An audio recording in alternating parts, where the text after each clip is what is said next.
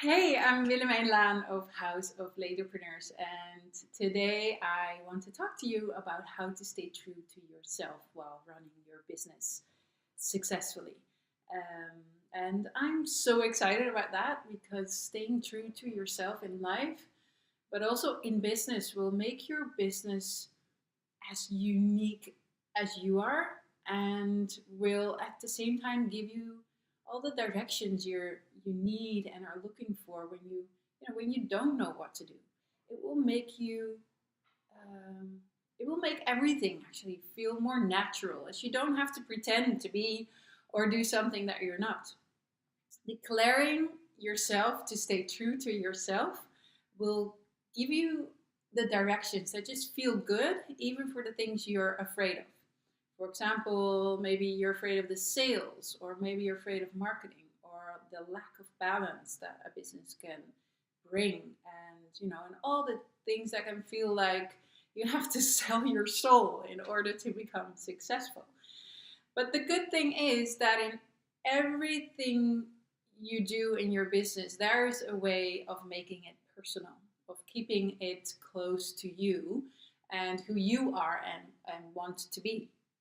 And some days ago, I sent out an email asking for your top questions on running a business, and I was completely overwhelmed by the response. So I thought I would, shoot a quick video and teach you a little about how to stay true to yourself while running a business.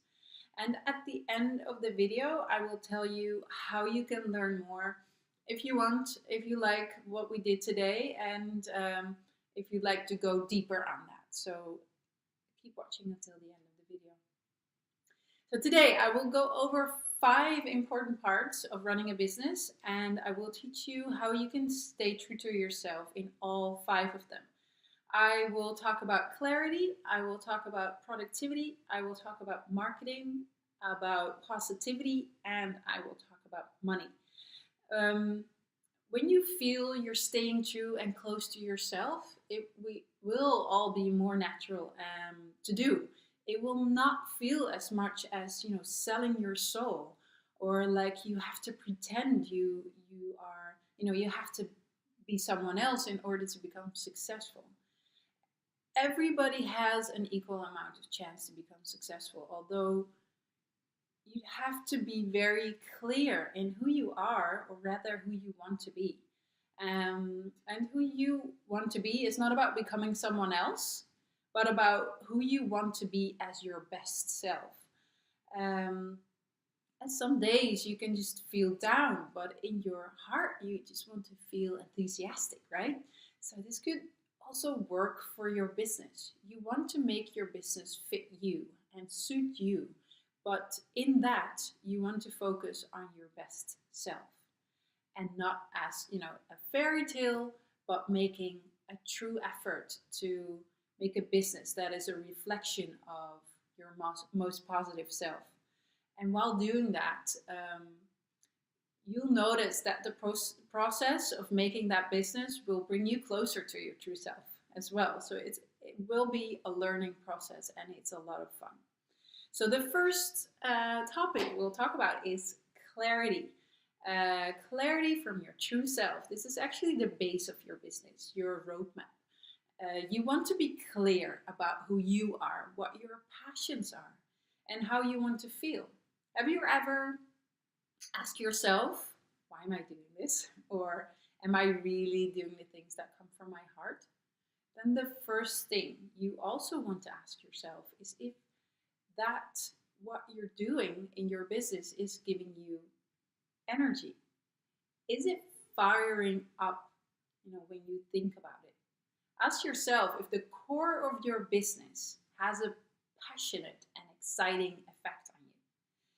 And if it doesn't, what else in your life, or what maybe other parts of your business do give you a feeling of passion or excitement? This will give you the direction of what your business should be all about, or what direction your business should go to if it's not the right direction right now. As a second part of your clarity, you could also, or you want actually, you want to discover the layers and activities in your business that give you a down feeling or is sucking the energy out of you. Ask yourself if this is the core of your business, or is it just some side activity that comes with having your business? For example, answering customer service emails. This is something that costed me a lot of energy, but it's not the core of my business. And it was just easy to, give it away to someone else. And as soon as I realized that answering these emails was actually costing me a lot of energy, and energy that I really needed to spend on other parts of my business, um, I actually gave this task to someone who actually loves to answer emails. And this was, in the end, a win win situation, right? It gave me more time to work on the things that really got me energized. And now there was someone answering emails that was actually happy to do it. When it's the core of your business that is not giving you the energy that you need or want, or is actually sucking all of the energy out of you, then you want to focus on discovering where your passion lies and how you can move your business in that direction. Ask yourself what really excites you in life. The next phase is to determine how you want to feel in life and in business. Do you want to feel free? Do you want to feel powerful? Or do you want to feel helpful, or maybe feminine, or independent, or anything else? Like, how do you really want to feel from inside? And determine what activities make you feel that way. Are there a lot of activities in your business that make you feel that way already? Then you're probably on the right track. But if not, what does make you feel the way you want to feel? And how can you do more of these activities to generate more of your desired feelings? And maybe there are also things that you can lose on your to-do list by giving it to someone else, or by arranging it in a different way in order to generate more of your personal desired feelings within your business. Knowing where your desires, your passions, and your purpose lies is hugely important. It will give you meaning to your business, and meaning equals drive and the need to make it right, to do a good job, and to really go for it. It will give you the right energy to keep going, and it will feel, and it will be directly from your true self. And that's what we're going for here. So look at your passions and look at how you want to feel and if that matches your business. Okay, part 2 is getting things done without overwhelm from your true self.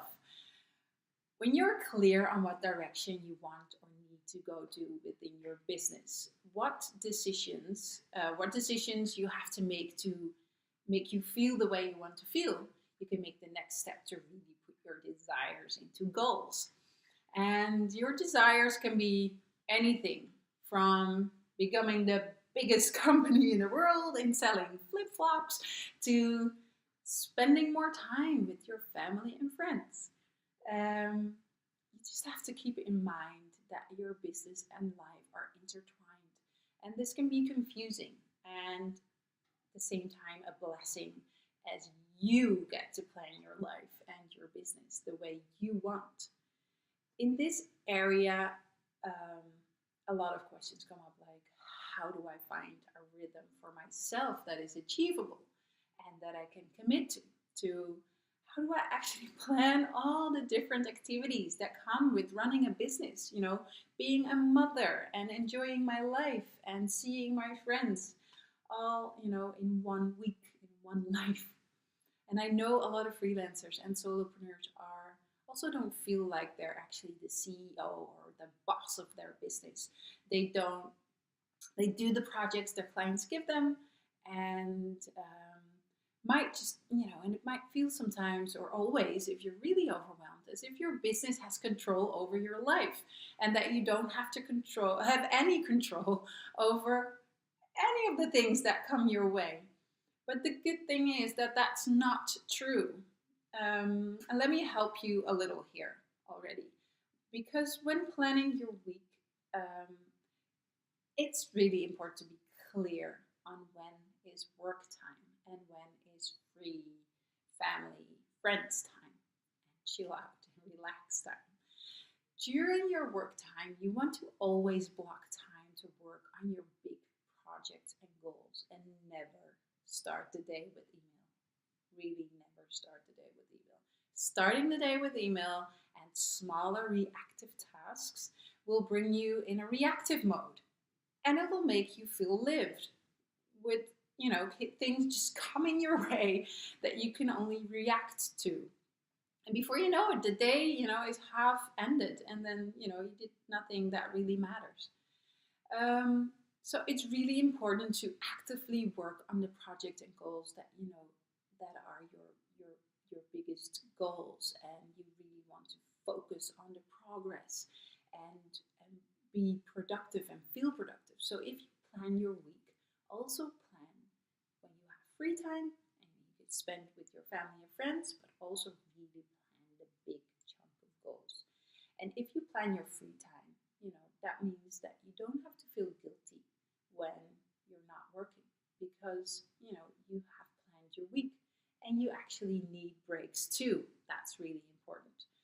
It will make you a happier person, a more productive person, when you really plan big blocks of your time to work on your biggest projects and goals, and when you plan time specifically for emails and meetings with others, and also plan for breaks in between to regain your energy and to set the intention for your next activity.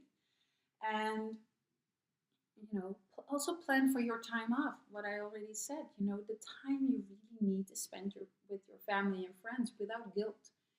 I know that for some of you, it might feel like the opposite of being free in how you spend your time. That now that you're, your own boss and you don't want to be strict to, whatever is in your agenda. But the truth is that with a lack of overview and clear direction for your time and energy, you will feel overwhelmed more often and going with whatever task is coming your way, which will feel out of control and without space for you and what you really need and want to do. If you block the time for the projects that you really want to work on, that is like key.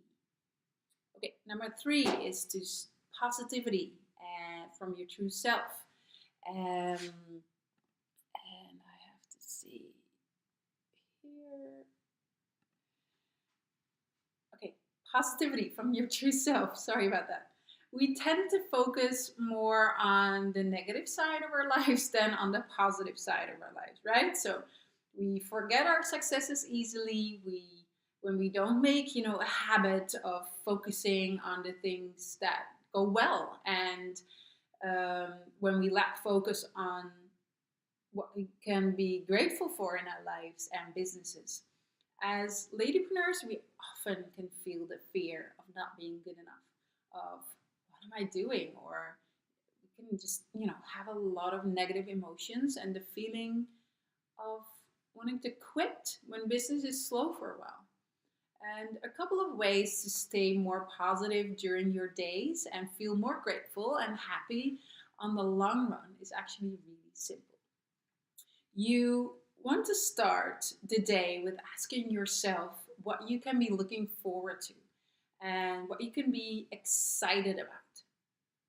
A second question you can ask yourself is what can trigger you in a negative way that day, and how you can respond to that negative trigger from your best self. Because preparing yourself for your day on a daily basis and really focusing on the positive is already a huge way to stay more positive. It does something with your brain to focus on the positive. And besides that, also anticipating on something negative and asking yourself how you can deal with that from your best self is a beautiful way to not let yourself be blown away by something that is difficult or negative. as you already prepared for it. And that's a beautiful thing. So to end the day, you always want to ask yourself what you did well that day and what you can be grateful for, or what you really appreciated about the day. And really do this daily. You will feel the difference when you focus on the positive and anticipate on the negative, so that it doesn't come as as such a surprise. And also, write a list of your accomplishments and positive moments, to end the day with. If you write it all down, it will become actually a beautiful book where you can look into when you have a difficult moment. It can not only just make your days more positive, but it can also work as a reminder then for all the things you've accomplished. And therefore, it can also be a reminder that you can repeat it and you can do it again, because you did it before and you can do it again, and you did it well before. Okay, number 4, marketing from your true self. The most asked question I received this week was, how can I reach my customers? And then, how can I reach my customers without having the feeling I have to sell myself, or have to sell my soul in order to do it? And I get that, because being like commercial can feel like the only way to do it, or is by being a fake. And women often feel they should do things for free, especially when it comes down to doing what you love to do.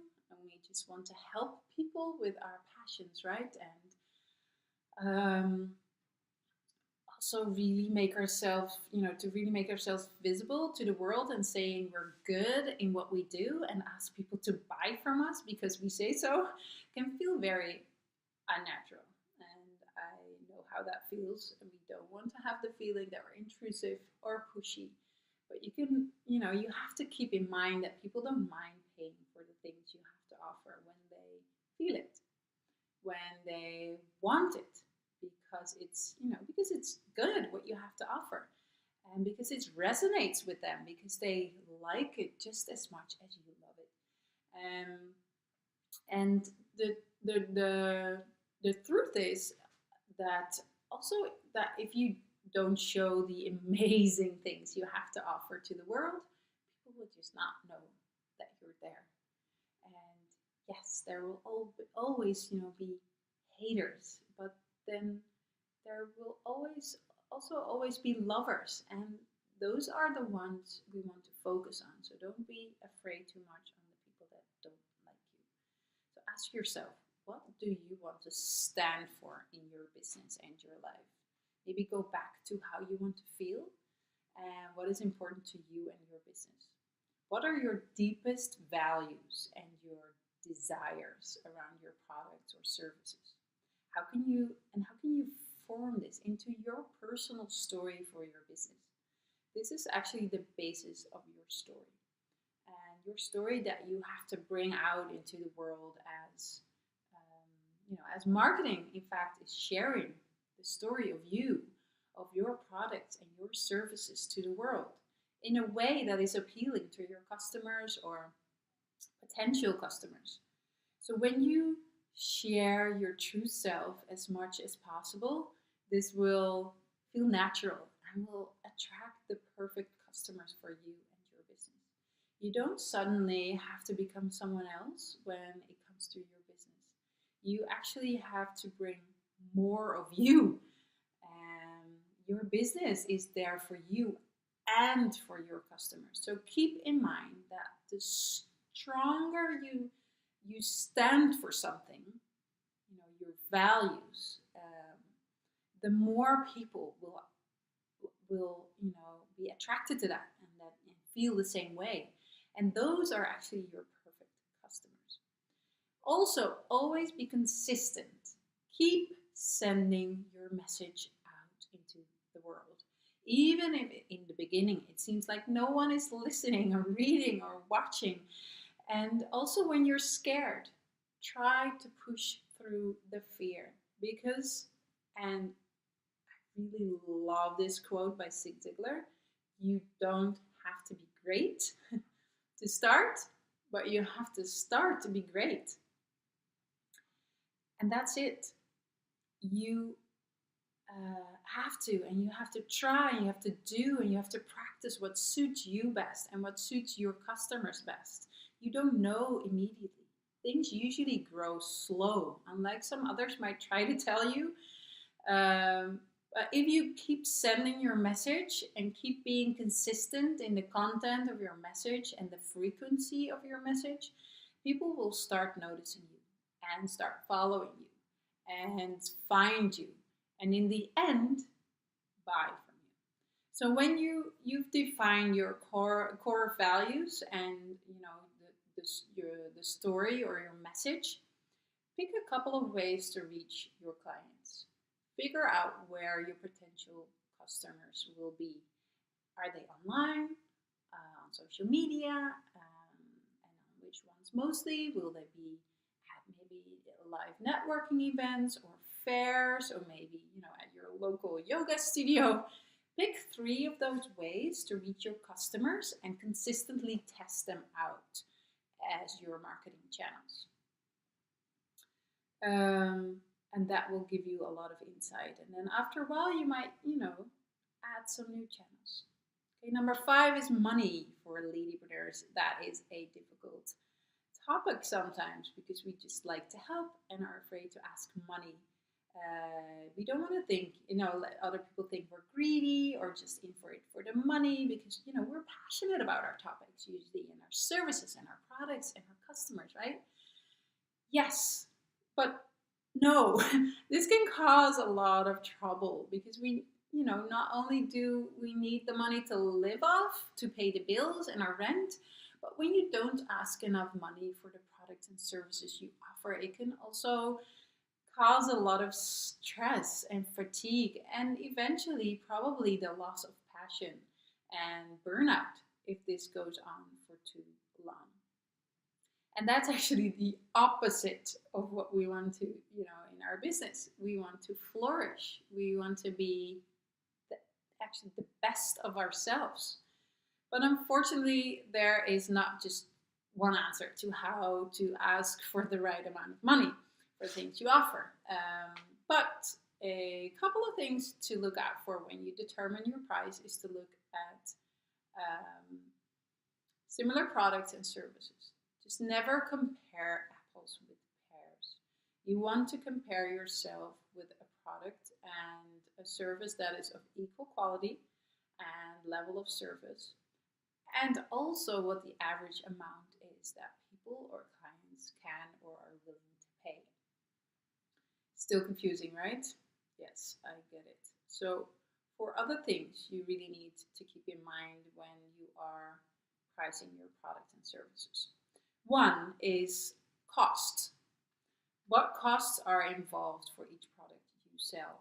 Things like flour and sugar and cream when you bake and sell cupcakes, for example.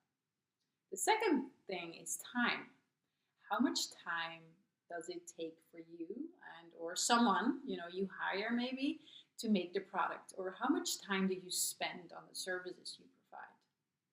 Number 3 is expenses. What costs do you have to run your business? Expenses could be, paying for your internet connection, overhead like, renting an office or a studio. It can be electricity, maybe software memberships, toilet paper, all those things. But also the price you pay to put your product maybe on Etsy or any other platform that you are on to help organize your business or sell your products. And then the fourth thing is that you have to add margin. Of course, that's the only way to make money, is to add margin to the cost price. In general, you will calculate, or multiply by 2 for physical products, and but then for that depends on if you want to sell it for retail or if it's like the customer price, but at least you want to multiply by 2 the cost price. But the most important thing is that you ask the money you feel good with, or that you feel your service is worth. Don't make it lower because you're afraid that people think you're crazy to ask what you ask. Services are, in that perspective, easier to price, as there are people who ask 50 euros per hour for coaching, and there are people who ask 1,000 euros per hour for coaching. If there is a big difference in the quality between the two coaches is unclear, but it's sure that they will attract a different clientele, right? So on top of the four things that we determined to set your price already, what we already talked about, the cost, the time, the expenses, and the margin. You can also calculate your price by determining how much money you want per month and how many billable hours you have per month. This usually works best for service-related businesses. And then, you can calculate what your price per hour should be. Okay, that's money. And wow, okay, these were the five parts of, how to stay true to yourself while running a business. If you have those 5 down, you will come a long way already. And, the most important part is to keep a close eye on you and yourself and how you want your life and business to be and how you want to feel. This way you can craft, a business that is as unique as you are. And know that even though we are, we all look alike, we are all unique too. And, that uniqueness will attract the clients that love the business that comes out of your own values and desires. And that will be a lot easier to sell to the world because it is a part and an extension of you. How does that sound? That sounds a lot better, right, than to sell your soul. So if you want to go deeper on all these topics and maybe even more, then please keep listening, as I have made a beautiful course that is all about that and more, really. Staying true to yourself is awesome, always actually, but when you have discovered how you can use it for your business, it's really magic. And it's not just for ladypreneurs who are just starting out. It's also for ladypreneurs who are in business for a while now and maybe feel stuck or without energy and inspiration.